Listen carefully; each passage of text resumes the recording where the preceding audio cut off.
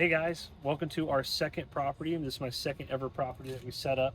This one is on 84th Way, right on the border of Largo and Seminole. Come on in. Let's talk about financing. Let's talk about this home a little bit and how to just get onto your second property. What do you need to do? So come on in. Beautiful home, as you can see. We got a lot of updates done.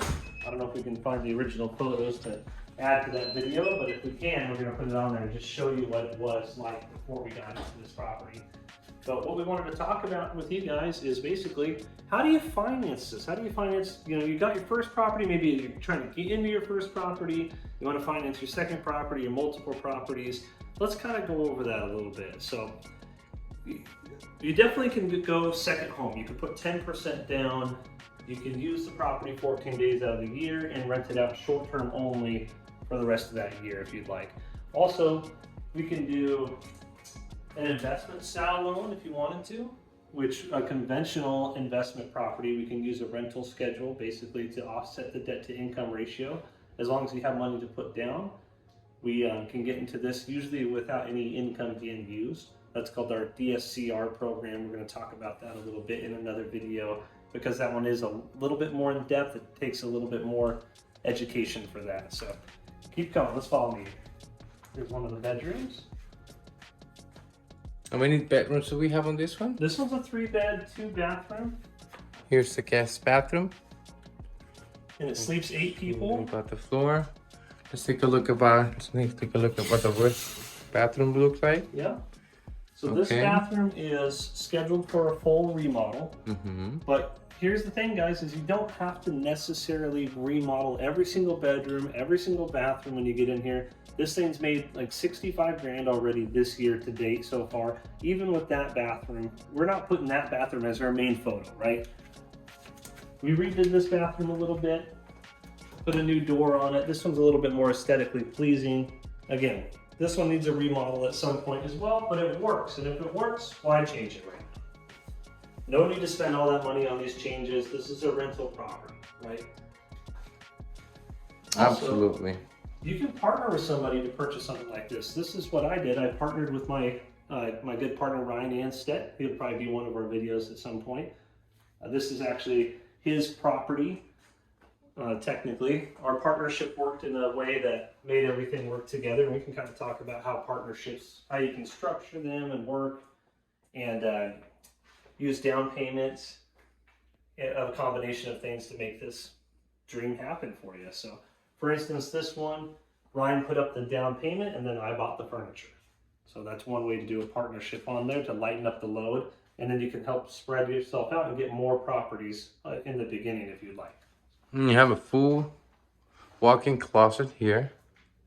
To me, personally, walk-in closet, it's kind of a waste of space because your guests really aren't using this so much. They're going to put their bags and stuff in here, yeah, but it's not like an everyday used item, if that makes sense. Like if you're living here, obviously your clothes are hanging up, and people who are guests, they probably do hang their clothes up and put their bags in there. But you don't necessarily need a walk-in closet. So yeah, not one of my. We don't necessarily need to have huge closets. Now, yeah. We will argue that of course it feels nice when you have a suite or somewhere where you're staying, and you have a large closet where you can put everywhere nicely and organize them.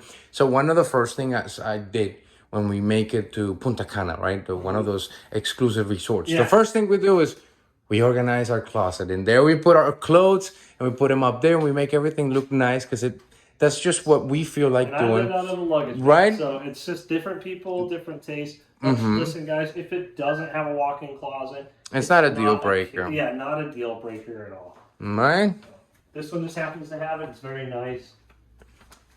Now, go ahead. And this one of my favorite parts in this Airbnb is going to be the outdoors area, which we're about to show it. We'll show it to you. Actually, how about we go out there right now? Before the sun goes. Look at the color right now that we're having from the sunset. It's red, and I hope you guys can see it in the video. There's a red tint to the sky. Incredible, right? I know, this is awesome.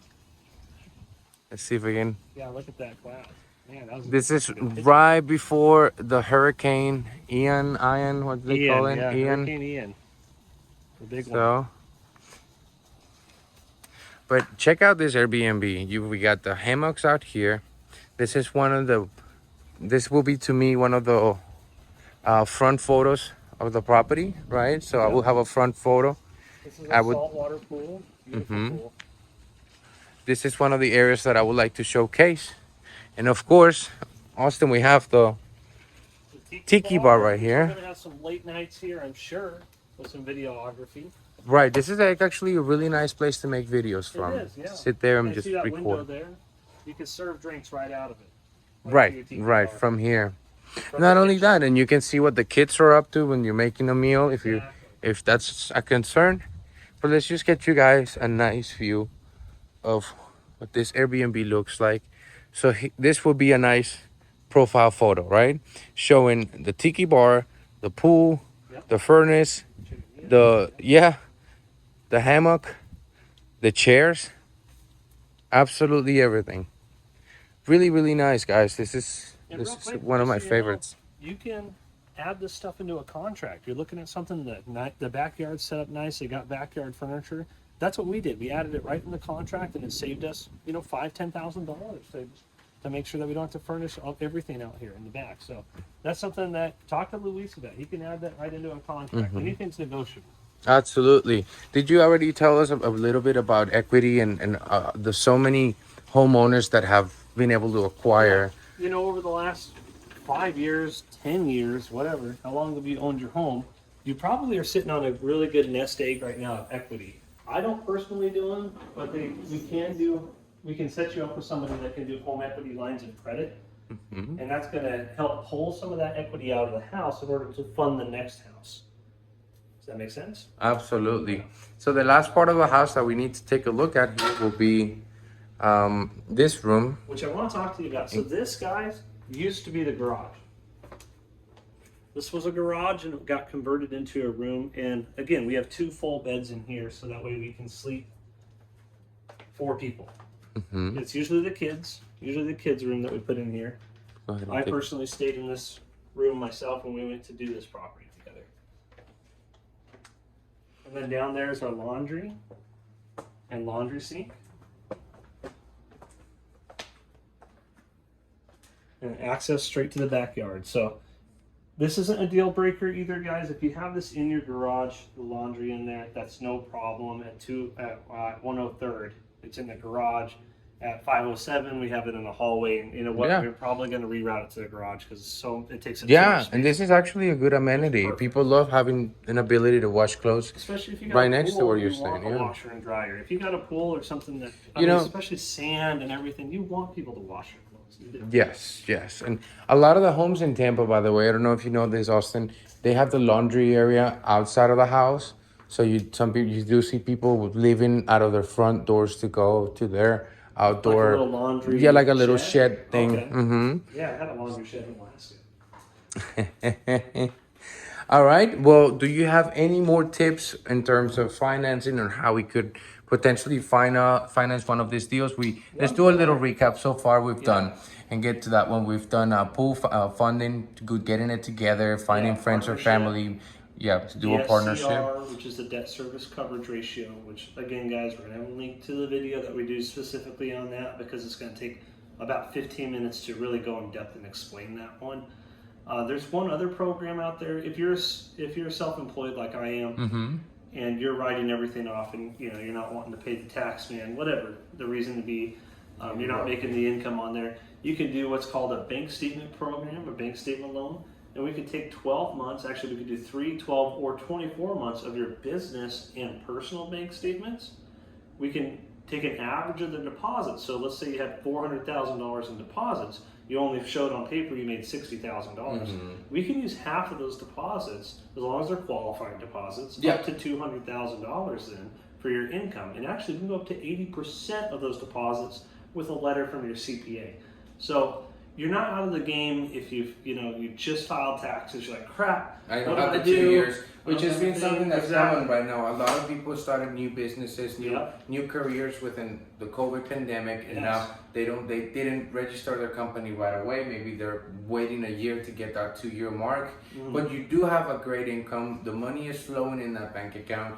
That is something that you can absolutely use in order to get yourself your first investment. We talked about getting your second home loan, which is a 10% down, helping you get into that first home with much less liquid assets in that case.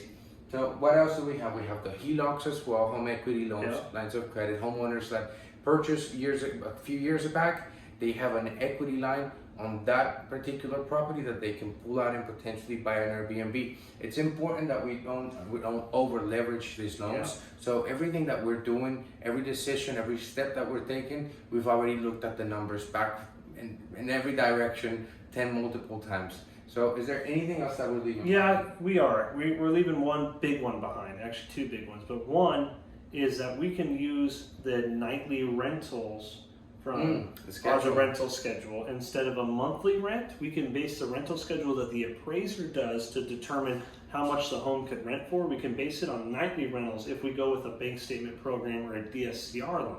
And that's really going to help us to qualify, because the nightly rentals, like for this place, is going to average probably $8,500 a month. Absolutely. And the payment ain't $8,500 a month. So as long as the nightly rentals make more than the actual payment, then you're good to go. You don't need income to qualify now for that home, because the home qualifies itself for the income portion of it.